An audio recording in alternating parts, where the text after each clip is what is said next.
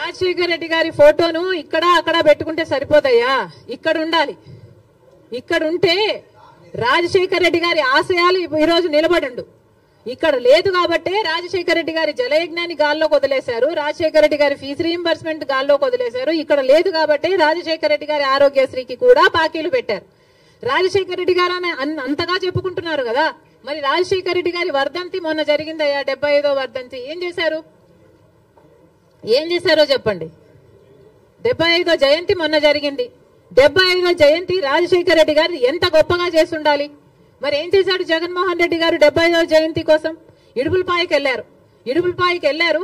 అక్కడ 5 నిమిషాలంటే 5 నిమిషాలు కనీసం కూర్చోలేదు, నిలబడ్డారు. రాజశేఖర రెడ్డి గారికి తూతూ మంత్రం లాగా అక్కడ ఏదో నివాళులు అర్పించామని చెప్పుకున్నారు. అంతేనా? సొంత తండ్రి కదా, 75వ జయంతి చేయాల్సింది అంతేనా? ఎందుకు సిద్ధం సభలని పెద్ద పెద్ద సభలు పెట్టారే మీరు? పెద్ద పెద్ద హోర్డింగ్లు పెట్టుకున్నారు కదా, కోట్లు ఖర్చు పెట్టారు కదా, ఒక్కొక్క సభకి 30 కోట్లు 40 కోట్లు ఎంత ఖర్చు పెట్టారు సిద్ధం సభలకు? మరి రాజశేఖర రెడ్డి గారి కోసం ఒక సభ ఎందుకు పెట్టలేదు మీరు? 75వ జయంతి కోసం కనీసం ఒక సభ పెట్టడం కాదు కదా, కనీసం వైసీపీ నాయకులు కార్యకర్తలైనా కలిసి నివాళులు అర్పించారా? ఏం చేశారు మీరు? ఇలాగైనా రాజశేఖర రెడ్డి గారి జయంతి జరుపుకోవాల్సింది. 75వ జయంతి కదా, స్పెషల్ కాదా? మీకేం అనిపించలేదా?